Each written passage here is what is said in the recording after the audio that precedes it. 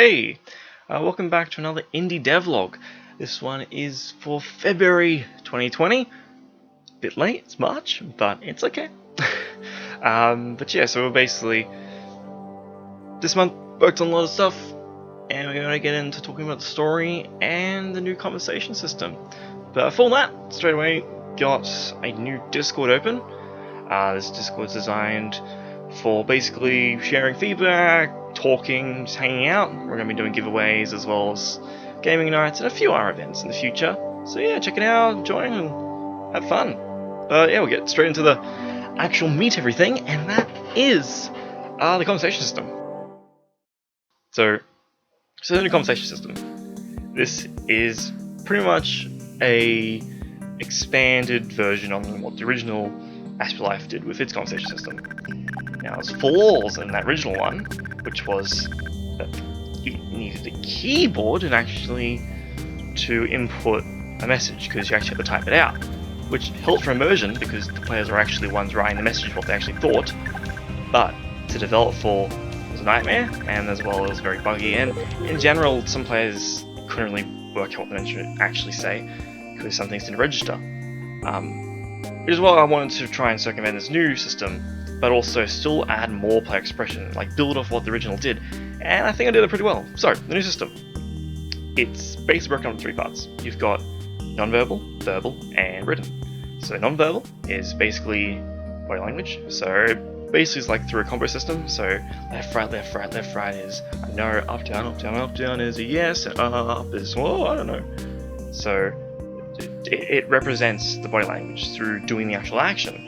I think it works pretty effectively. And then that combines with the new system, which, it's a new system based off the original, which is the verbal. And this uses basically roulette wheels of words, where you got 4 different columns, and basically you can choose the words to create your message.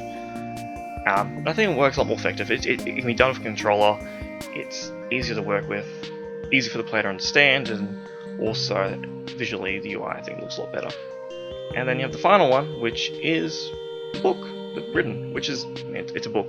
So much you can say about it. It basically allows you to input a character or ask someone something about this object, as long as it's inside the book. And that plays into the actual other systems of the game. And then all these can be combined together on the message meter. And it's basically a bar which you can build up a message using all these 3 different things, and then send it to the person you're talking to, and as like a whole like message, conversation like piece. And then they will respond if they're confused, if you got too many things that doesn't make sense, or yes or no, or bang, whatever you wrote really. I try to make it pretty human. Like, I try to put humanity into the characters, so if you do a yes then a no, they'll be like, I don't know, what are you talking? Can you please explain that again? I don't understand what you're saying, etc, etc. But yeah, I think it works really effectively. And I also, as you can see, updated the background. So like the original version was like this void I implemented because I wanted to make it feel like you're in a void and like woo, but it kind of chugged, kind of destroyed the CPU speed, and also wasn't really inputted very effectively. So I decided to make a new background, which is 3D, using scaling and stuff to make it look like you're in like a battle arena, like mined kind of coliseum, which has like symbols throughout the story around it, and little details to help like kind of like sell like Easter eggs and stuff. I think it looks really good. And so yeah, so with that finally finished, woo, everything else works. Everything else is done. Yay, so happy. It's great finally being there. But yeah, so that was the main thing I focused on this month. And then I guess we go on to the next part, which is the story. So story. So the story in Astrolife Beginnings is about growing of age, nostalgia, learning oneself, quite a few other themes. Of course, dealing with displaying mental illness and trying to communicate to players what it's like to live with autism. And the story itself was centered in a small town on an island up in the northern hemisphere that has snow. It's pretty high up there in Antarctica.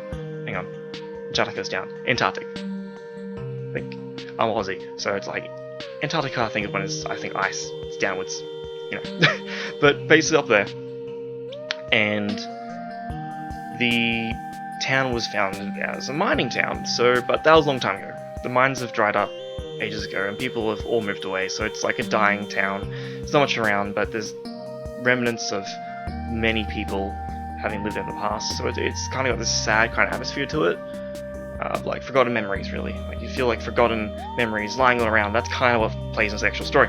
So basically, 3 characters: Thales, Elijah, and Hotaru. Thales being the autistic one, so he has autistic traits and is difficulty socializing. Elijah being your, girl next door, pretty outgoing, but also has some anxiety issues, which holds her back on a lot of things. And then Hotaru, who's Japanese, who just recently moved there for reasons, but doesn't speak much English, so that's also one of her biggest difficulties. But she's sort of like a badass, sort of like rebellion sort of character. So they're in this town, and they find a note that is to the school that they're in's old time capsule from like decades ago. But since then, obviously things have moved, things have changed, and the map doesn't really make sense anymore. I mean, it doesn't make any sense.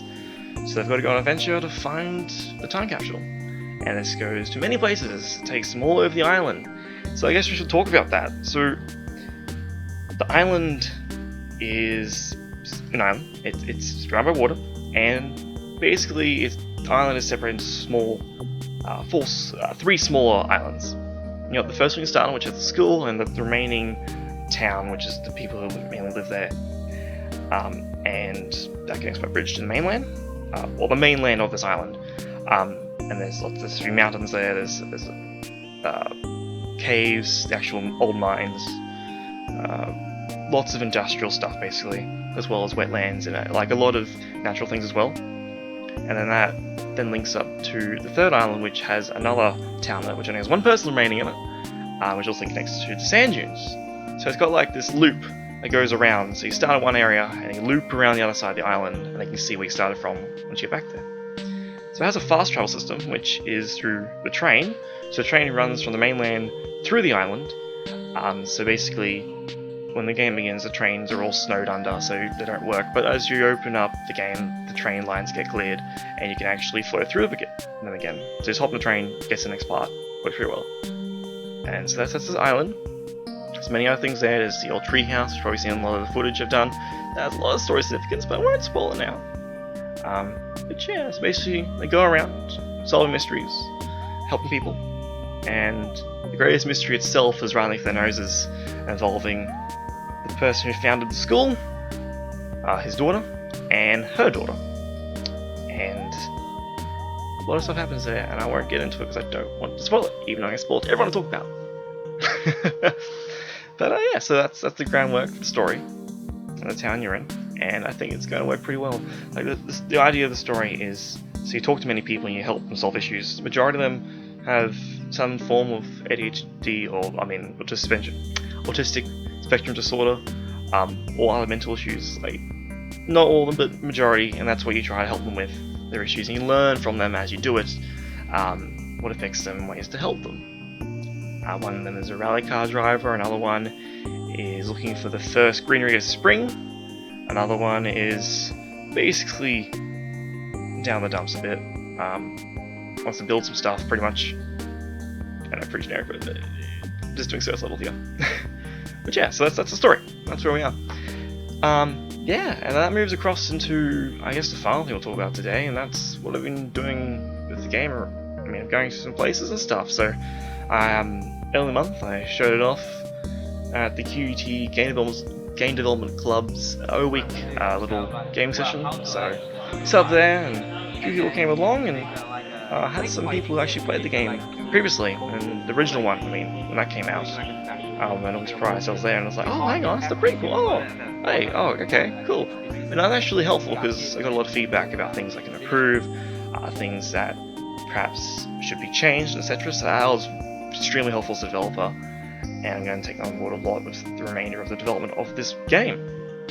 So yeah, from here, basically it's going to be down to making the story.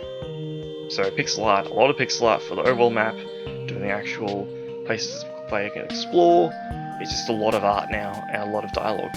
And I'm fine with that, because after 2 years of writing code, I am ready for something different. So yeah, I guess we'll leave it there, and I'll talk to you guys next time. Hopefully in a month's time, if I keep my log correct. But yeah, thanks for watching, subscribe, and I'll see you guys next time.